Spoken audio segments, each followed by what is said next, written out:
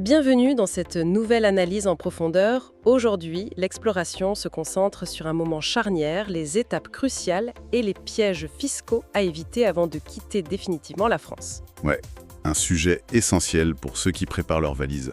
L'objectif de cette préparation, c'est vraiment d'éviter la double imposition et les lourdes pénalités financières. Complètement.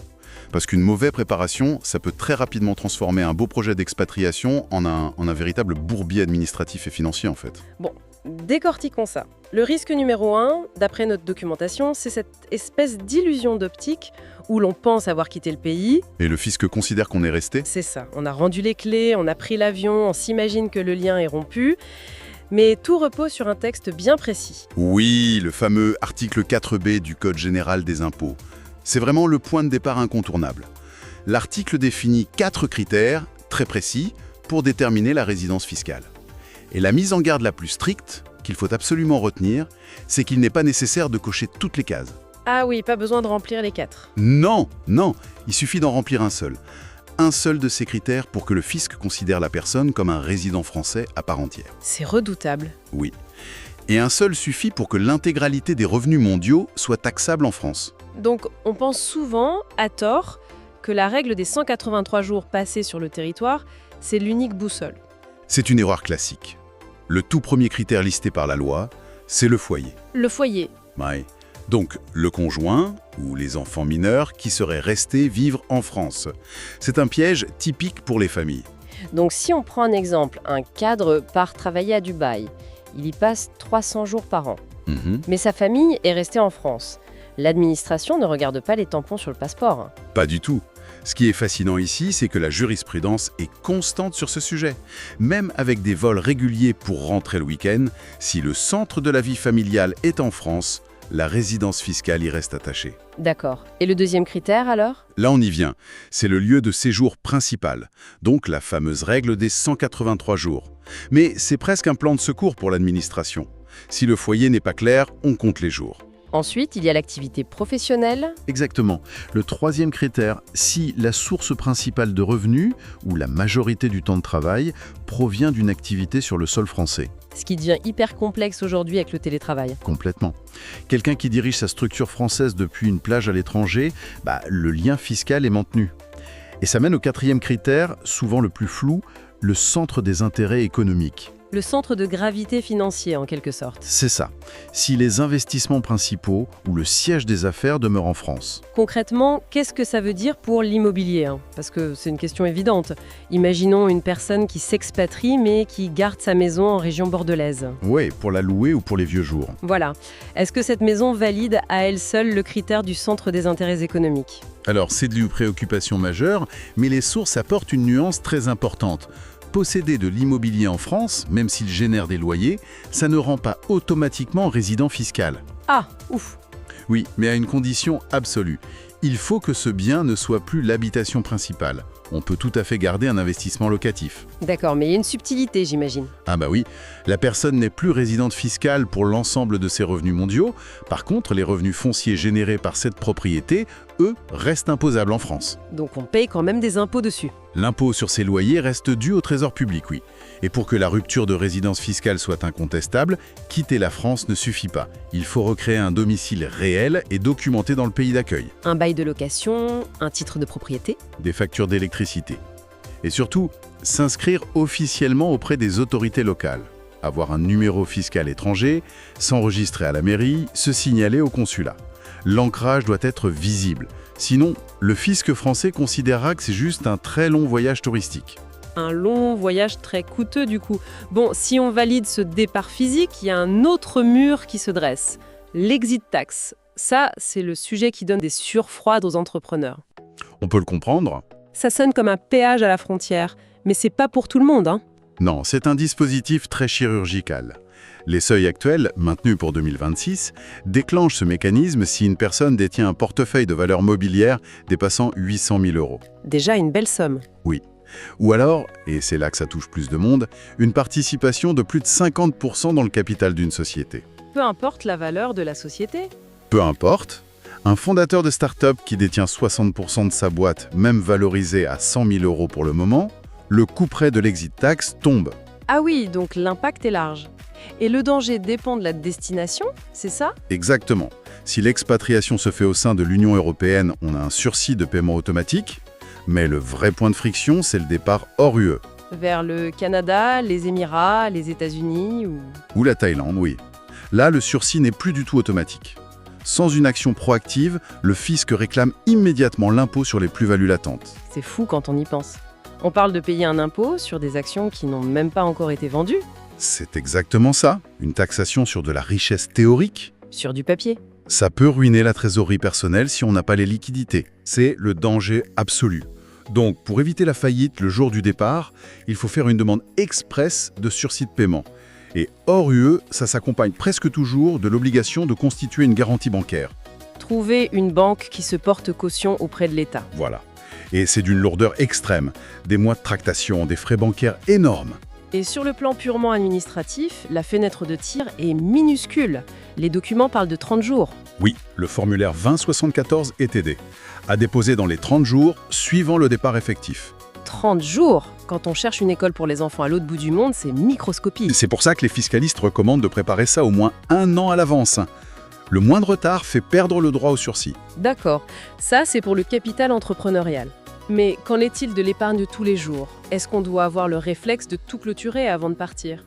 C'est une réaction très courante, par peur de la double taxation, mais les synthèses montrent que c'est souvent une précipitation coûteuse. Concrètement, prenons le PEA, le plan d'épargne en action.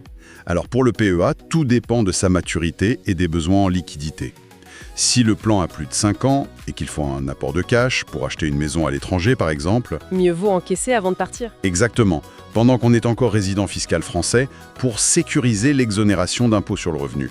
Et si on n'a pas besoin de l'argent et qu'on veut le conserver? La loi française permet de le garder ouvert.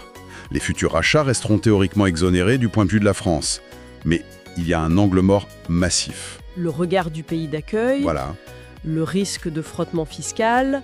Le Canada ou les États-Unis n'ont aucune obligation de reconnaître la spécificité fiscale du PEA français. Pour eux, c'est un compte-titre ordinaire. C'est ça, donc les dividendes à l'intérieur du PEA pourraient être taxés localement chaque année. Ça ruine l'intérêt du dispositif. Et j'ai lu un détail très frustrant aussi. Une fois non résidente, on ne peut plus faire de nouveaux versements. C'est formellement interdit. Le PEA est figé dans le temps. On peut faire des arbitrages à l'intérieur, mais plus l'alimenter. C'est une espèce de capsule temporelle. Et ça s'applique aussi à l'assurance vie. La dynamique est similaire, oui. On conseille souvent de la conserver, surtout si elle a plus de 8 ans, pour garder l'antériorité fiscale. Mais dans la pratique, les compagnies d'assurance françaises bloquent souvent tout nouveau versement provenant d'un non-résident. Contrat sur vie, mais il est mis sous cloche. D'où le succès de l'assurance vie luxembourgeoise qu'on voit souvent mentionnée pour les expatriés. C'est l'outil par excellence pour les profils nomades. Sa structuration offre une neutralité fiscale et une portabilité bien supérieure.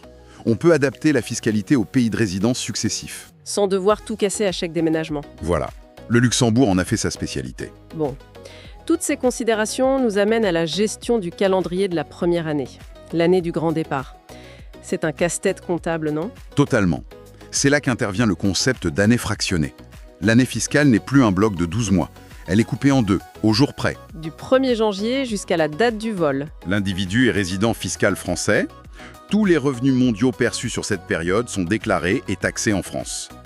Ensuite, du lendemain du départ au 31 décembre, c'est le pays d'accueil qui prend le relais. Donc ça veut dire potentiellement 2 déclarations de revenus complètement indépendantes la même année. Oui. Ça demande un suivi chirurgical des dates de perception de chaque prime, chaque dividende. Et cette déclaration française, elle se fait au centre des impôts habituel, Non. Le dossier est transféré au CIPNR, le service des impôts des particuliers non résidents. basé à Noisy-le-Grand. C'est un point névralgique. Il gère des centaines de milliers de dossiers. Avec le décalage horaire, il faut s'armer de patience. Au-delà de ces déclarations, il y a un vrai nettoyage de printemps administratif avant de partir. Traverser l'océan, ça n'efface pas l'ardoise magiquement. Absolument pas. Les créances de l'État français sont redoutables. Il faut solder le reliquat d'impôt sur le revenu, la taxe foncière, Et la CFE pour les indépendants? la cotisation foncière des entreprises, oui. C'est un piège homonymique fréquent. C'est une dette locale qui ne s'évapore pas. Les majorations peuvent être sévères. Et le lien déclaratif perdure. S'il reste des loyers perçus en France, il faut continuer à remplir la déclaration 2042 NR. Mais il y a une alerte encore plus pernicieuse dans la documentation sur les comptes étrangers. C'est extrêmement sensible. Tant qu'on a une obligation déclarative en France, il faut déclarer tous ses comptes étrangers. Avec le formulaire 3916. Oui. Et l'erreur classique, c'est de penser qu'une appli sur smartphone, c'est pas une banque. Ah, les Wise, N26, Revolut. L'administration les considère explicitement comme des comptes étrangers.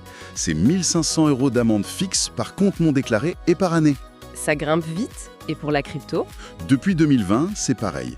Une plateforme hors de France s'est soumise à déclaration.